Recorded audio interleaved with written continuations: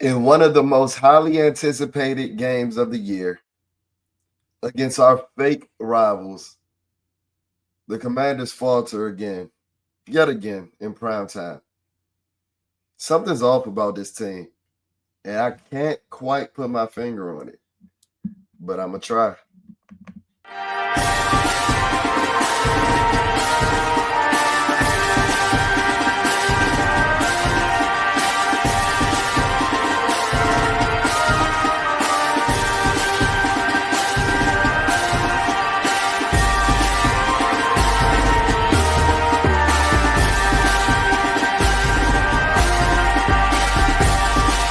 What is up, guys? Welcome back to the channel and welcome back to another episode of Bleeding BNG. To give you a timestamp, as I do for all of my episodes, it is the wee hours of Tuesday, October the 14th, 2025. And I'm just a couple of hours removed from watching our Washington Commanders get fucking beat by the Chicago Bears, 25-24.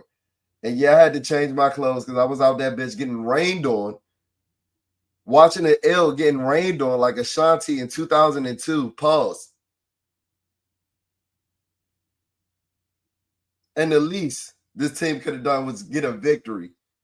Because I know when I wake up in just a couple of hours, I'm going to have the stuffy nose.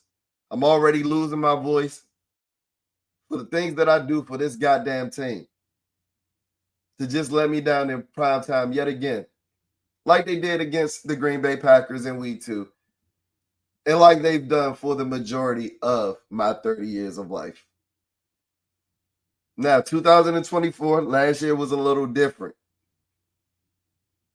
And when I recapped the Chargers game, I said that second half felt like 2024 vibes were back. But I think I might have jumped the gun a little bit. I honestly think I might have jumped the gun. Because this team is a shell of its 2024 self, if I'm being 100% honest. And that team wasn't amazing. That team wasn't amazing. Yeah, we made it to the NFC Championship game, but that was one of the worst rosters in NFL history to make it to an NFC Championship game. It was just matched by the greatest deodorant of the greatest rookie quarterbacking season of all time in Jayden Daniels. And while I still think he's a stud, and I still think that he's a top 5 quarterback in the NFL, I don't know if I've seen 2024 Jayden Daniels outside of the second half against the Los Angeles Chargers last week. Because y'all know we always start with the Golden Boy. We always start with the Burgundy and Golden Boy. We always start with 5. And I promise I'm not going to keep you long. Because as I said, it's 2 o'clock in the morning and I'm fucking beat. I'm fucking beat and I'm exhausted and I'm willing and I'm ready to put in about the same amount of effort as the Washington Commanders defense. Because we're going to get on them in a quick minute. Because like I said, I ain't going to keep you long. But we always got to start with the Burgundy and Golden Boy. Jayden Daniels, 19-26, 211 yards, 3 touchdowns, 1 interception. 10 rushes for 52 yards with a 5.2 yards per average carry and a lost fumble. So that stat line doesn't read as amazing, but we got to remember he was playing in practically a monsoon for about 2 quarters. There were about 2 quarters where it was dry, but I was there, Mr. Boots on the ground, my damn self. That shit felt like Hurricane Katrina at moments in the game. Shout out to everybody, anybody that lost a loved one in Hurricane Katrina. But that's the only thing that I could really, Hurricane Sandy. It was a fucking monsoon out that bitch. So I didn't expect him to ever put up gaudy numbers tonight in the elements. But I'll be remiss if I said that those 2 turnovers that I mentioned weren't egregious and didn't assist or didn't have a big hand in the reason that we lost today. Especially the fumble, especially the lost fumble that resulted into the game-winning drive for the Chicago Bears, where you don't get the ball back. But even the interception, as I said, outside of the second half against the Los Angeles Chargers, I don't know if I've got 2024 Jayden Daniels this year. Now, I don't think it's a sophomore slump because I still think that he's playing top 10 level quarterback play, but we might be able to call it a regression. I think I've seen enough of a sample size and a data point to call it a regression. Nothing to ring no alarms. As I said, he's still a top 10 quarterback. But I think you'll be foolish to not say that Jayden Daniels is taking a step back from last year. And I'm quite indifferent about the performance of Jayden Daniels today. Because I'll be the first to admit that even though I'm capping him at top 10 right now, I don't think there's 5 other quarterbacks in the league that could have did with this offense and these fucking pass catchers that we were trying out there today. And Chris Moore, a rookie Jalen Lane, Deebo Samuel playing on the fucking Gimp wheel. Deebo Samuel looking like 2023 Deebo Samuel from the San Francisco 49ers. And rightfully so. I don't think that he was healthy at all. But he looked like 2023, 2024-ish Deebo Samuel today. 4 catches for 15 yards. He looked like that wide back that he called himself a couple of years ago. And he didn't even catch a pass out the backfield. I mean, he didn't even take a carry out the backfield. He was catching bubble screens and losing 2 yards.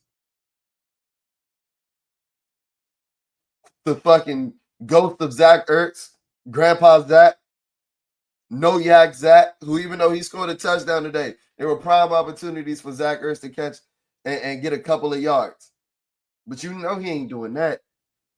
You know he ain't doing that. So I know we back to Jayden and the Pips on the offensive side of the ball because y'all boy Scary Terry still out there on the fucking men. Oh, that's gonna hurt them in the comments. That's gonna hurt them in the comments. Oh man, it's football. Injuries happen. But guess what? Your boy Scary Terry still on the men. So yeah, it's Jayden and the Pips. And the fact that he was able to put up 24 points today says something. It does say something. In the elements, as I told you, it was raining cats and dogs out that bitch. Don't let anybody tell you otherwise. But those 2 turnovers was egregious. Not even the fumble that I've already mentioned. But he said that it was a lack of focus. That fumble was solely on Jayden Daniels. But I'm going to mention in a minute why I don't even think Jayden Daniels should have been in the predicament to make that type of play. But let's start with the interception on the first drive. In a play where I think, I missed the boots to the ground, so I haven't gotten a chance to see the TV copy. I think Jayden Daniels got a little too cute on that play. That play was a fake it was supposed to be a fake pitch. So I think it was Bill coming out the backfield and an instant seam shot. An instant seam shot. He holds the ball a tick too long. He gets baited in by the safety. And I ain't see 2024 Jayden Daniels get baited too many times. It got to a certain point where I was shocked when Jayden Daniels threw interceptions or even turned the ball over. I think today was his first lost fumble in his entire career, and it couldn't have happened at a worse time. So, yeah, while I'll be the first to acknowledge that he out there playing with me and you out there at wide receiver, those negative plays that he had today were on him. They were on him. They were on him, as he alluded to, as he said himself, resulting in 2 of the 3 turnovers that we had. And the reason that I'm a little more defeated than the usual loss is because I'm going to stand 10 toes on it. I just watched 4 quarters of them play. The Chicago Bears are not a good football team. They're not. But they just beat us. So what that make us? What the fuck does that make us? I'll tell you what it make us. We not good. We are not good. And not only are we not good, because when you got Jayden Daniels, you can have some moments. You can have a flash in a pan type moments in the season where you go on a couple of win streaks and go and get hot, right? But not only are we not good, but putting into the context of tonight's game, we are definitely not a good enough roster to be giving away the ball 3 times. To have 3 takeaways to the Chicago Bears 0. Did they turn the ball over today? I don't think so. And we can come up with all the fucking catchphrases in the world, anywhere, anytime. Yeah, my ass. Ball is life, my ass. I can't fucking tell. I can't tell. Did anybody not watch the fucking Weather Channel today? Did we not know it's going to be raining all day? Did we not practice with a wet ball at all this week? Pause. Like, you can call it, oh, we can have all these badass motherfuckers on these rosters. No, you know what we got? A lot of old ass motherfuckers on this roster. All that brotherhood talk. Yeah, the brotherhood talk starts to fall on deaf ears when you losing games. When you losing games. And with a third loss in the NFC, resulting in you falling 1-3 in the NFC, I hate to be that guy. I hate to be that guy. I know y'all call me a little dramatic over here, Bleeding BNG, even though I give you the most raw, uncut, and unfiltered analysis on this team. I don't know. I'll be the first to ring the alarms. Playoffs looking more and more unlikely as the weeks go by. Because guess what? Now you got 3 NFC teams that got the tiebreaker on you. Should we need a wild card tiebreaker? Now we got to win the division. You think we better than the Philadelphia Eagles? Yeah, okay. Yeah, okay. Dallas about to come in and put 45 points on our head. CD coming back next week. Y'all know y'all said that I was glazing. I was glazing in the offseason when I said that CD and George Pickens was going to be hell. Stunner Diamond strikes again. And who the fuck did we have to cover them?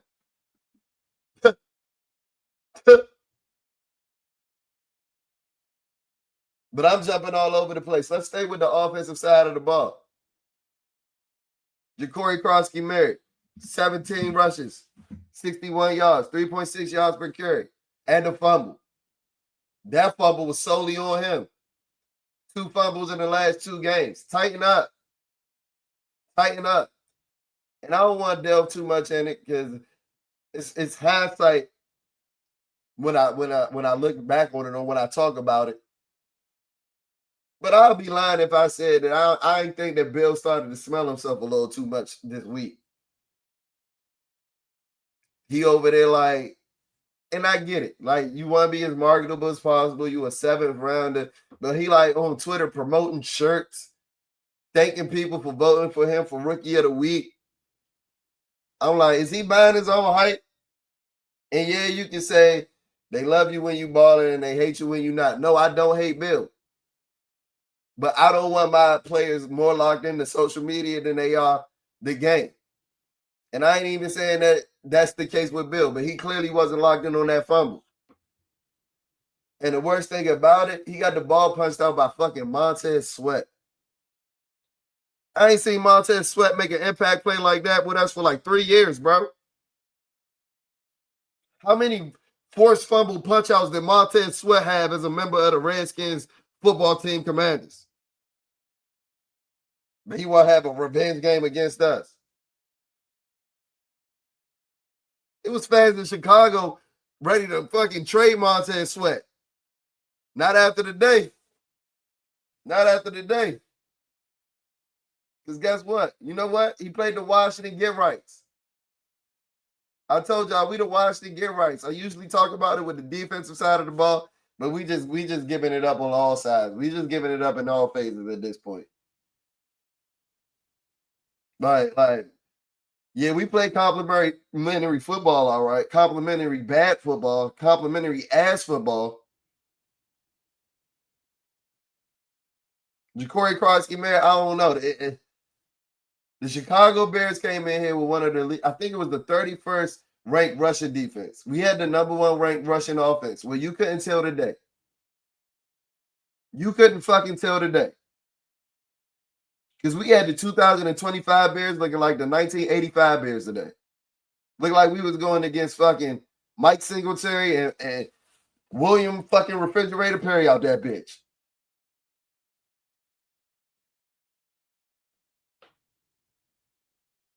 And they was without Grady Jarrett.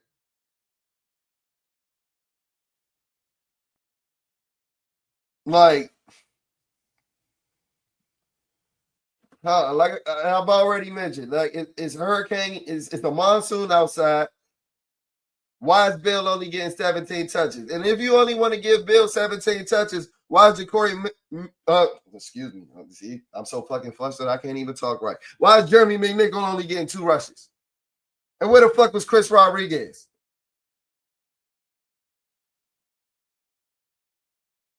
I know he didn't practice all week, but we got a tendency of keeping these guys healthy on the active roster. Noah Brown done played about 3 days of football since last season. Like 3 days in total. Training camp, mini camp, all that including. He's got an all-inclusive 36 hours of healthy football in him since last season. And that nigga just lingering on the active roster, missing game after game after game after game. Told you it started before the kickoff today. And I know the line grew to 5.5. When Vegas bought it the hype. And I think Vegas is still riding the high of the 2024 Washington Commanders, because we ain't that. We are not that. And to be quite honest with you, I done planned my 30th birthday around the Madrid trip. I'm going to the game again in Christmas when we play the Dallas Cowboys. I might be looking at a motherfucking team battling for a top 7 draft pick at that point.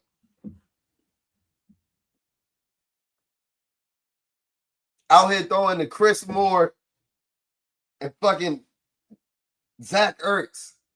And then Chris Moore made a fucking outer body play today.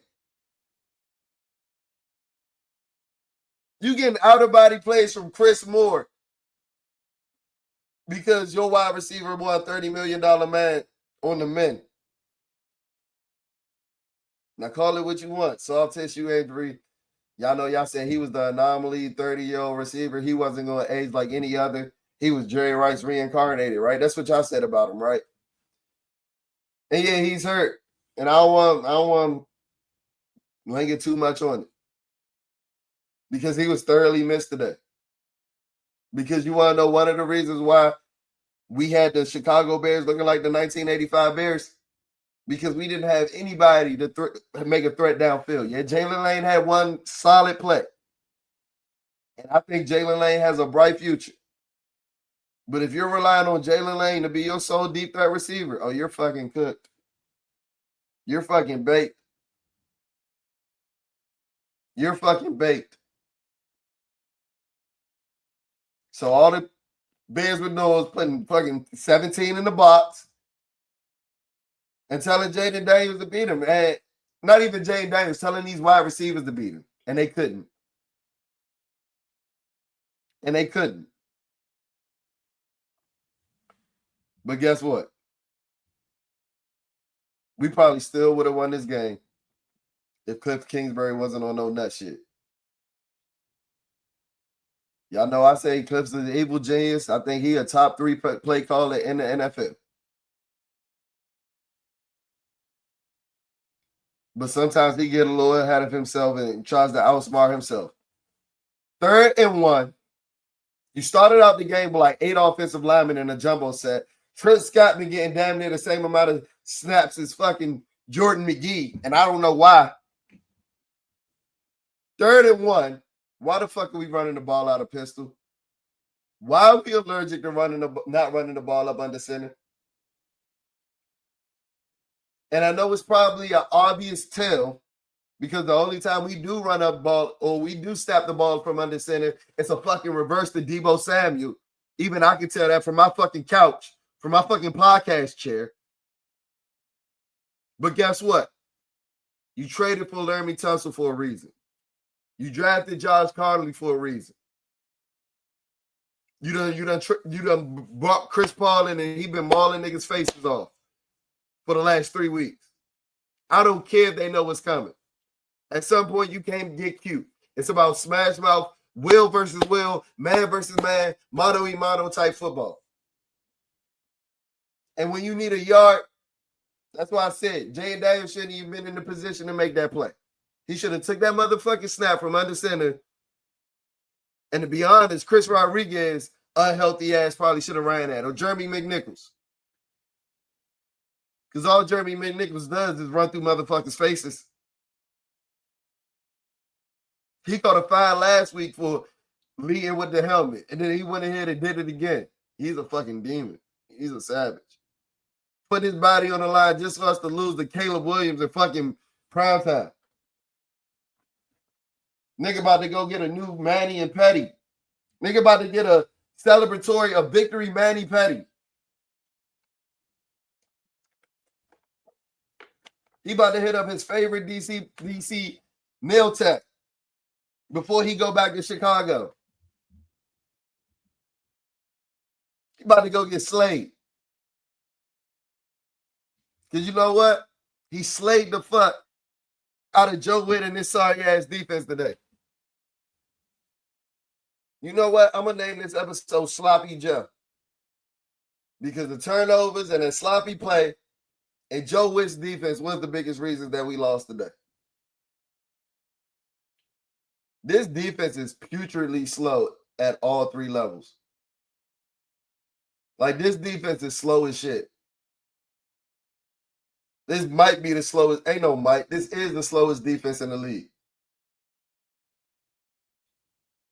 And, you know, we wanted to call it hate, myself included. We wanted to call it hate when everybody was reminding us that we had the oldest roster in the league. We look like the oldest roster in the league week in and week out.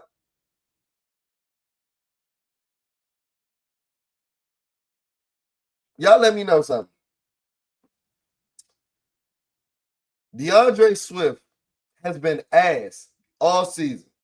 Like ass. Like averaging 2 yards per carry ass. Why the fuck does DeAndre Swift turn into Brian? I told you, I'm so fucking flustered. These niggas got me so fucking flustered I can't even talk. Why the fuck does DeAndre Swift turn into prime Barry Sanders every time he played a Washington franchise, bro? I don't know if it's just the Commanders. He probably done whipped our ass when we was the football team too.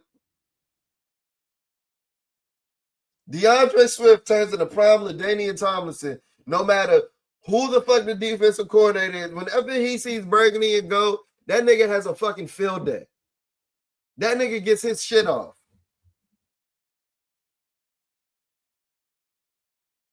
And while we got fucking DeAndre Swift out that bitch looking like prime Dalvin Cook, what is Bobby Wagner's purpose if he not stopping the run? Because he ain't covering a damn. I'm telling you right now, give me 10 one-on-one reps versus Bobby Wagner. I'm catching 8 of them bitches. I'm catching 8 of them bitches, and I ain't been to the gym in like 3 months. Give me 10 one-on-one reps in coverage against Bobby Wagner. I'm catching 8 of them, running all choice routes on his dumb ass. Or I might just take him deep because he can't run with anybody. I still see him chasing fucking B. John Robinson in my fucking nightmares. But that's B. John Robinson. We ain't supposed to have DeAndre Swift looking like B. John Robinson. We ain't supposed to have Caleb Williams throwing for 250 yards. Because guess what? There was a point in the fourth quarter where the Commanders went up by 8 points and had all the momentum in the stadium. You know, Mr. Boots on the ground. I was there. I can tell you. It looked like the Chicago Bears ain't have a chance in hell to win that football game.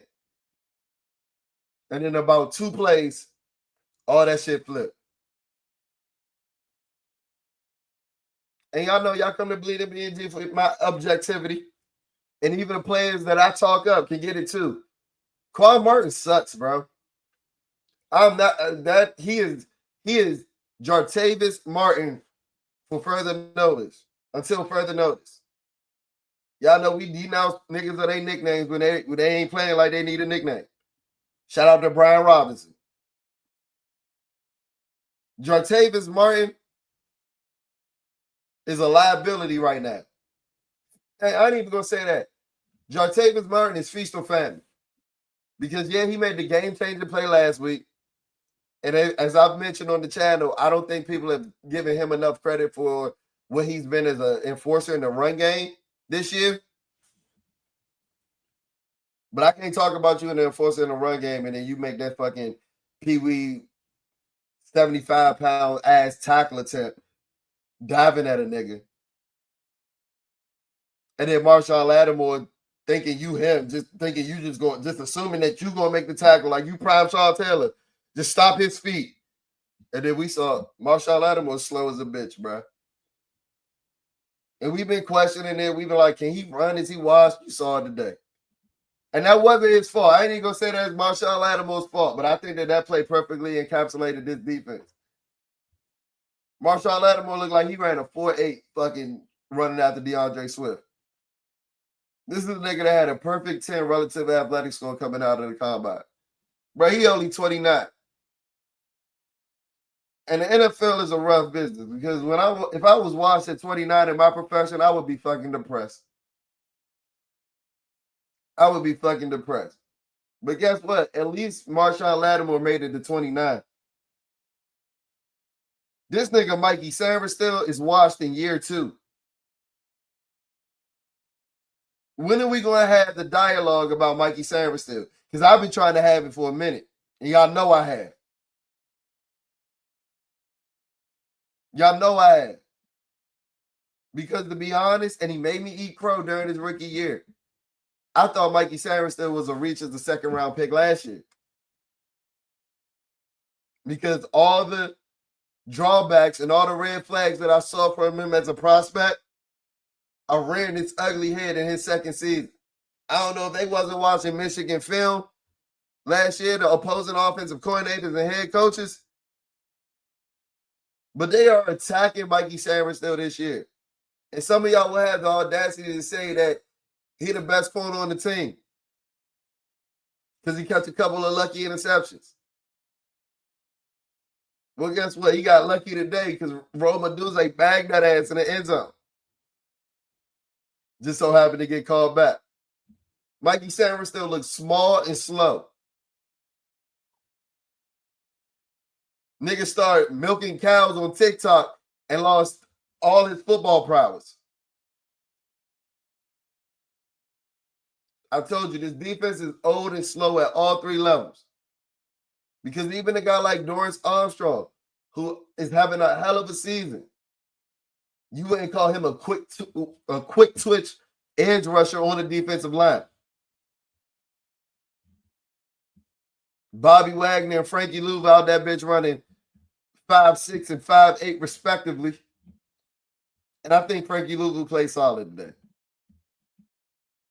I don't know if it's 2024 Frankie Louv, but I told y'all nothing around this team is bringing 2024 vibes.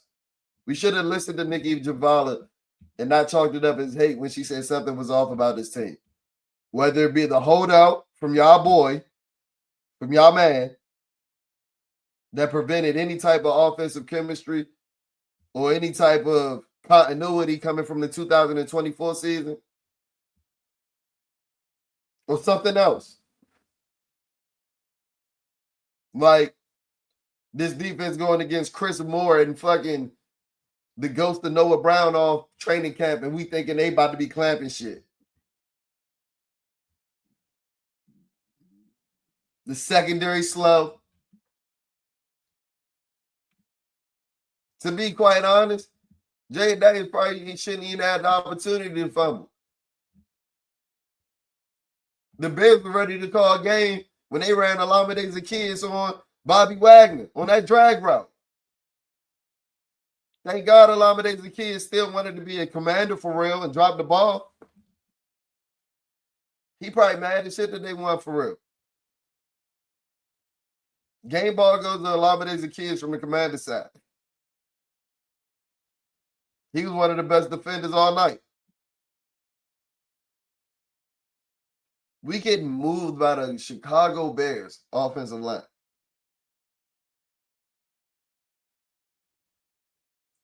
I don't think Javon Kinlaw and Deron Payne played bad. But like they only play in spurts. Like Javon Kinlaw had the field goal block. But I need more like substance and less flash. Like they flash too much for me. I don't need them to get pushed as much back from the line of scrimmage as much as they were today. But the vibes is bad. I'm over here ranting. It's damn near 3 in the morning. I'm cold as shit. I'm wet as shit. I'm depressed as shit. I don't see us winning a lot of games this year, y'all. I'm gonna just say it. And it starts next week. Because their defense is putrid. And while I think Jayden Daniels might be able to put 40 on the Dallas Cowboys' heads, I think that Dallas Cowboys offense could definitely put up 41. But we're going to see, man. I got the content dropping for the rest of the week. Reaction video dropping tomorrow. I vlogged this stupid ass game, dropping that too. So make sure you stay tapped into the channel for all the content, and I'll check in on y'all on the flip side because it's about to be a long, miserable week. Tonight, that rainy ass night was a perfect preview of how the fuck my week about to go. Commander Caucus on Wednesday. I'll check in on y'all on the flip side, man. Peace.